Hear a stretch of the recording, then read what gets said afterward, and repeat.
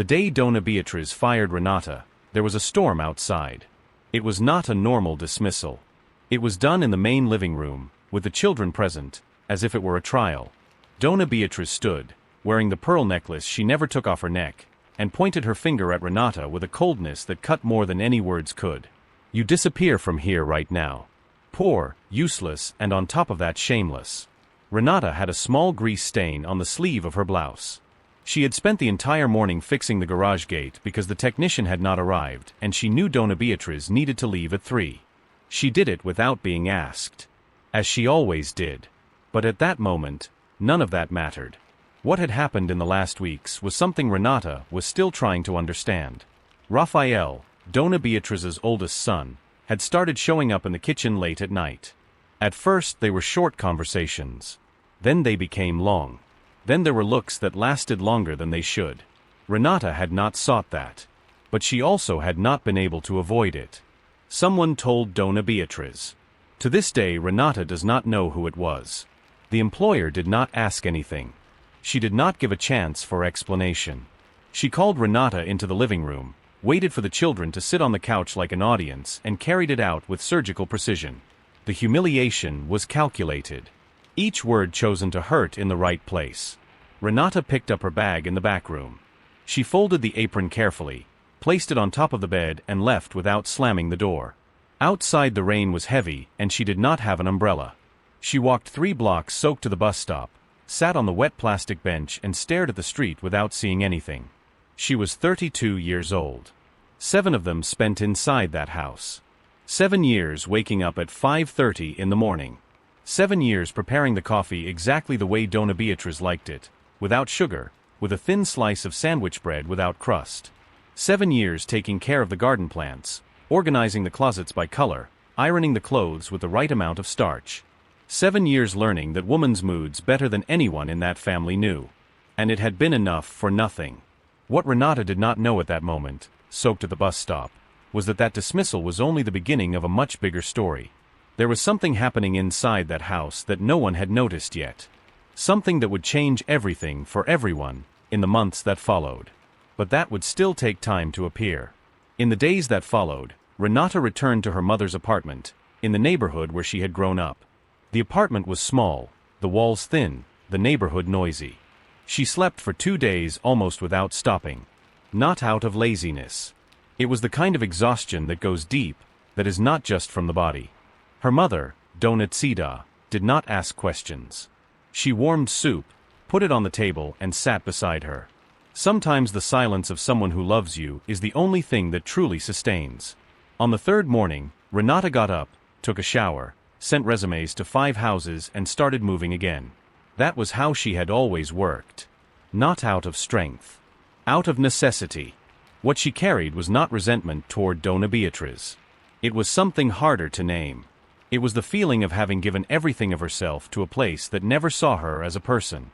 Meanwhile, in the mansion on the other side of the city, life went on apparently the same. Dona Beatriz had her appointments, her clinics, her dinners. The children had their routines. Rafael had traveled for work a few days after Renata's dismissal, as if nothing had happened. But something had changed in that house. An absence that no one knew how to name yet, but that was beginning to weigh in small and everyday ways. The coffee tasted different. The garden began to lose its vitality. Small things that no one commented on out loud. And Dona Beatriz, who measured everything in money and appearance, had not yet realized what she had let go that stormy afternoon. If you are enjoying this story, do not forget to subscribe to the channel, like the video, and tell in the comments what you thought, and from which city or country you are watching. 3 months after the dismissal, Renata was employed at a nursing home on the opposite side of the city. It was not what she had imagined for herself. But it was honest work with a formal contract, and for the first time in years she had a fixed time to start and to finish. She learned to like it. The predictable routine, the patients who called her by name, the smell of coffee that someone always prepared early in the corridor pantry. It was there that she began to understand some things about caring for people. Not the mechanical care of someone who executes tasks. The other kind. The one that requires real presence. There was a lady named Dona Filomena who would not let anyone get close. She would throw a glass of water at any assistant who tried to help her take a bath. She shouted swear words with an impressive fluency for a woman of 83 years. The entire team avoided her. Renata did not. In the first week, she got a glass of water in the face. In the second, she stood beside the bed without saying anything, just present. In the third, Donna Filomena let Renata comb her hair without resisting. Small victories that no one else saw, but that Renata kept. This was the kind of thing she knew how to do. She always had. She had just never received credit for it. On the other side of the city, Donna Beatrice's life began to show the first signs that something was not right. It was subtle at first. She forgot the name of a supplier she had worked with for 12 years. Then she forgot an important meeting. Then she called the same daughter twice on the same day asking for the same information, without remembering that she had already called. Clarissa, the middle daughter, thought it was fatigue. Edmundo, the youngest son, said it was stress. Raphael, who had returned from the trip, said nothing because he was almost never at home. Donna Beatrice was 67 years old and had never been sick in her life. She was the kind of person who treats her own body like a machine that is not allowed to fail. So when the forgetfulness became more frequent, she hid it with the same efficiency with which she managed everything. She wrote everything down in notebooks. She repeated information in a low voice to fix it. She created systems. For a few months it worked. What no one knew yet was what the notebooks hid. There were entire pages with the same sentence written repeatedly, as if writing it several times would hold onto something that was slipping away. There were names of people with small descriptions next to them, like index cards, so she would not forget who they were. There were important dates circled with a red pen. That would remain hidden for a while longer. Clarissa was the first to notice something beyond fatigue when she found her mother standing in the middle of the kitchen at 2 in the morning, looking at the stove turned off with an expression she did not know how to name. Donna Beatrice said she had gone to drink water. Clarissa pretended to believe it. But she did not sleep again that night. The doctor Donna Beatrice consulted weeks later used careful words, the kind doctors choose when the news is difficult. Progressive cognitive impairment. Urgent neurological evaluation. Continuous monitoring. Donna Beatrice listened to everything with her usual upright posture and thanked the doctor with a coldness that even unsettled him. Only in the car alone, with the driver separated by a glass, did she rest her head against the seat and close her eyes for a long time. She did not cry. Donna Beatrice did not cry. But there was an expression on her face at that moment that no money, no clinic, no professional achievement could cover. The news reached the children in different ways. Clarissa became agitated, started researching specialized clinics, sent messages to doctors she knew. Edmundo listened, said they would solve it and changed the subject in less than 3 minutes. Raphael stayed quiet in the corner and then went out to smoke, which he had not done for 2 years. The house that had always functioned with the precision of an expensive clock began to show its first jammed gears. The new cook who had been hired after Renata had already quit twice and had been convinced to stay. The garden was clearly neglected. Small things that on their own meant nothing, but together formed a picture. And at no moment in the rushed family meetings, in the calls between the siblings, in the plans being made in a hurry, was Renata's name mentioned. Yet, Renata did not know that her name was about to be spoken in that house again. She was on the afternoon shift when Raphael appeared at the reception of the nursing home. She saw him before he saw her. She had the impulse to turn and go to the back corridor. She did not turn. She stood still, with the clipboard in her hand, and waited. He was different. More tired. His shoulders weighed down in a way she recognized because she had already seen this in patients who arrived at the clinic carrying guilt they did not know how to place anywhere. Renata. He stopped 2 meters from her. I needed to find you. She did not respond immediately. She let the silence last as long as necessary. How did you find me? Your mother works at the pharmacy near here. I went there. She thought of Donatida, who had probably looked at him with that expression of someone who evaluates a whole person in 5 seconds. And even so had given the address. That said something, although Renata did not yet know what. Raphael told her about his mother with short and direct words, without dramatics. Diagnosis confirmed. Rapid progression. The siblings trying to organize a care routine, but each with their own life and none with real preparation for it. They hired 2 caregivers in 2 months. Both left. Dona Beatriz did not accept anyone. She respects you, Raphael said. She always respected you, even if she never knew how to show it. Renata felt something tighten in her chest. It was not longing. It was something more complex, which she would need more time to understand. What are you asking me, Raphael? He took a while to respond. I am asking you to come back. Not as an employee. As a caregiver. With a contract, fair salary, different conditions. But mainly because she needs someone who really knows who she is. Renata looked at him for a long moment. Then she looked at the window, at the street outside, at nothing specific. I will think about it, she said, and went back to work. It took her 4 days to respond.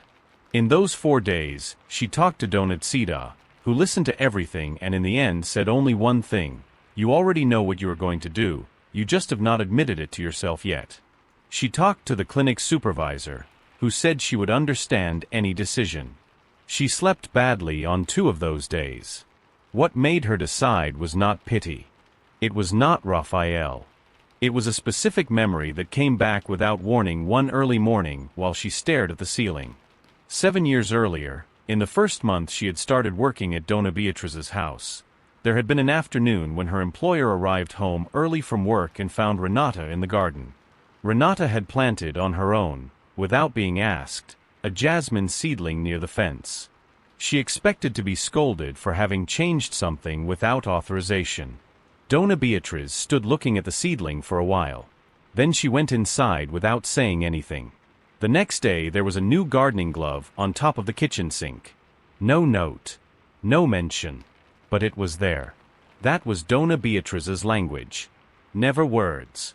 Always small gestures that you only understood if you paid attention. Renata had paid attention for 7 years.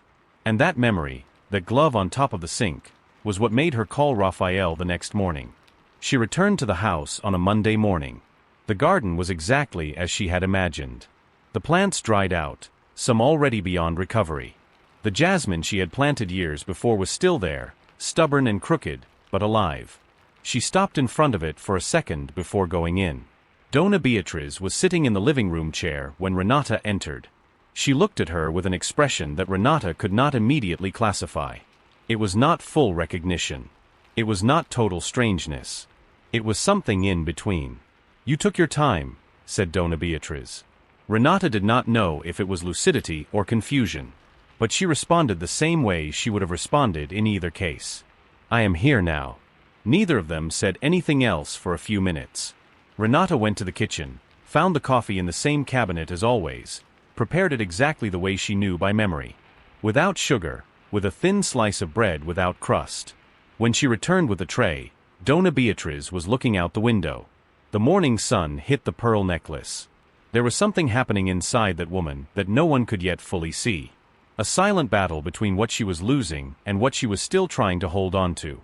Renata perceived this with the clarity of someone who spent years learning to read what people do not say. And she decided, without announcing it to anyone, that she was not going to leave this time. The first months were the most difficult. Dona Beatriz would sometimes wake up in the middle of the night without knowing where she was. She shouted names that no one recognized. She refused food. Refused baths. Refused everything with a stubbornness that seemed, at times, the only thing that was still completely hers. Renata learned not to force. She learned that there were short windows during the day when Dona Beatriz was more present, more accessible, and it was in those windows that she built everything.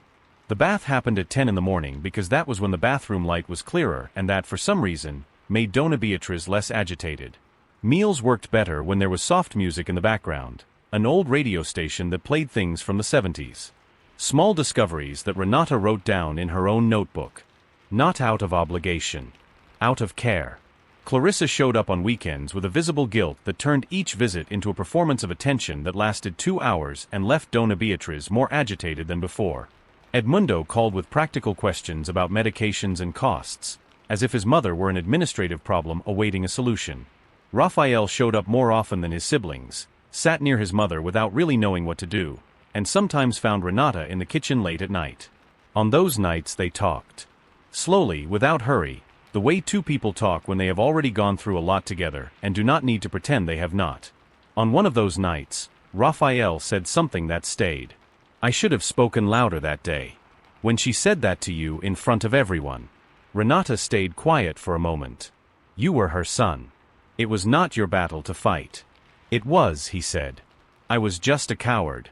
She neither agreed nor disagreed. But something in that conversation closed a door that had been left slightly open for a long time. The turning point came on a Wednesday afternoon, without warning. Clarissa arrived early, before the usual time, with a woman Renata did not know. A lawyer, apparently. Folders in hand, professional expression. Clarissa asked Renata to step out of the living room, with an artificial politeness that was more intimidating than any rudeness. Renata went to the garden.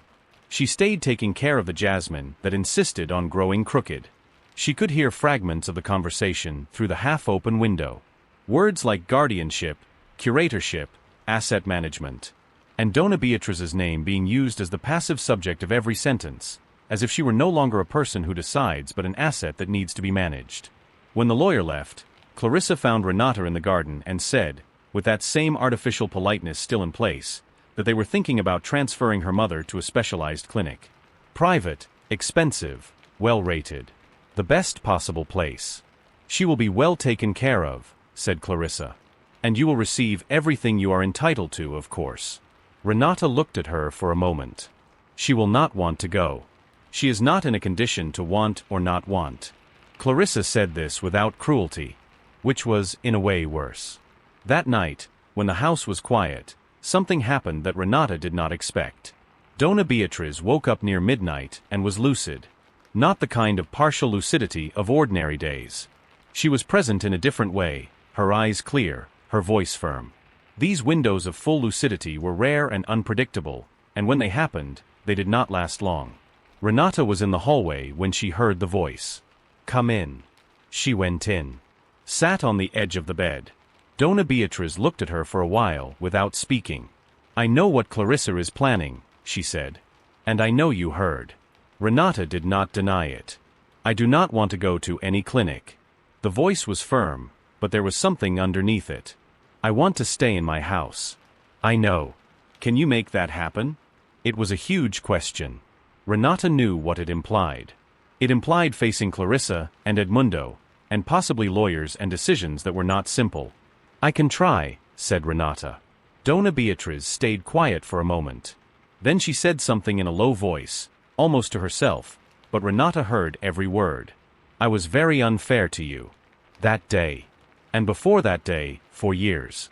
The silence that came after was different from all the silences Renata had learned to read in that house. "I know," said Renata, with a voice that did not tremble. Dona Beatriz closed her eyes. Renata stayed sitting on the edge of the bed until the woman's breathing became slow and steady.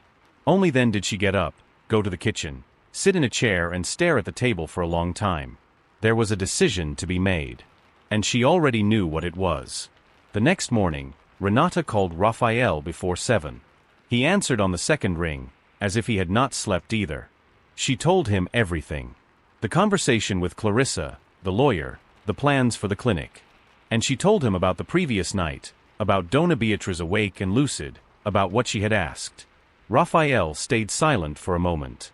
"I am on your side," he said. On her side. That was what Renata needed to hear. Not because she needed permission, but because she knew that what would come next would be easier with someone inside the family willing not to pretend everything was fine. Clarissa arrived that same afternoon with the lawyer and more papers. She found Renata sitting in the living room with Raphael beside her. And she found Dona Beatriz in her usual chair, with a pearl necklace, upright posture, her eyes clearer than they had been in weeks. The lucidity had partially returned. It was not the same as in the early morning, but it was enough. "I am not going to sign anything," said Dona Beatriz, before any folder was opened. Clarissa looked at Raphael with an expression that mixed surprise and accusation. "Mom, the clinic is the best for you. You will have specialized care, doctors available, structure. I have all of that here. It is not the same thing. Clarissa. Dona Beatrice's voice was tired but precise. I built this house. I am not going to die anywhere other than it. The lawyer tried to explain that the guardianship process was a protective measure, that it was not about taking away autonomy, that it was just a legal formality. Renata stayed quiet during that entire explanation. It was not her battle to speak. It was her battle to hold. Edmundo appeared an hour later, called by Clarissa through a message. He stood at the living room door, listened to what was happening, and, unlike what Renata expected, did not take his sister's side. If she does not want to go, she will not go, he said, with a simplicity that ended much of the discussion. Clarissa left without signing anything. She left with the lawyer and the folders and the expression of someone who had not given up, only postponed. Renata knew it was not resolved. She knew it would come back in other ways, with other arguments, perhaps with more documents. But it had been postponed. And sometimes postponing is enough for life to take another direction.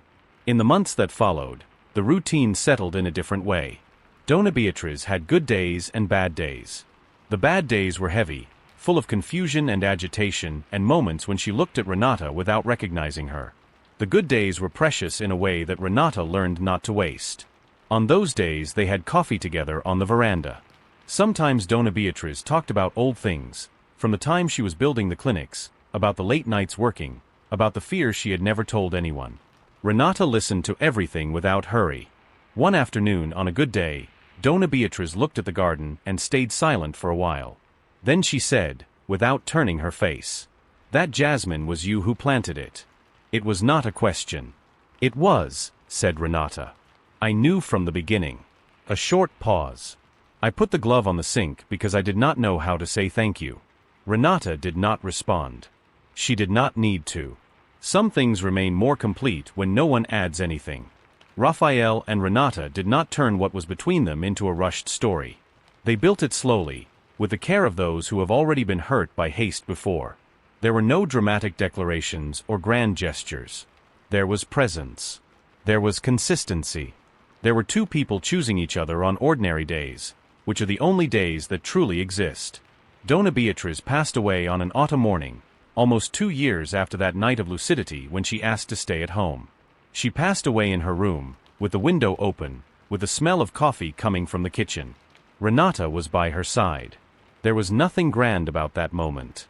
It was just a woman leaving the world the way she had asked to go. In the estate inventory, Renata discovered that there was an envelope with her name. Inside, a handwritten letter, with a handwriting that grew smaller and more unsteady along the lines. The letter did not have many words, but it had a sentence in the middle that Renata read 3 times before folding the paper. "I misjudged your worth. Time charged me for it with interest. And even so you stayed. That says everything about who you are. And everything about who I should have been." Renata folded the letter, put it in her pocket, and went to water the jasmine. It was crooked as always. But it was alive, full of small white flowers, perfuming the entire garden on a morning that began like all the others. Some people enter our lives to teach us what we do not want to be. And if we are lucky, they leave having learned something as well. If this story touched you in any way, leave in the comments what you felt and from which city or country you are watching. Subscribe to the channel and like the video so this story can reach more people who need to hear this today.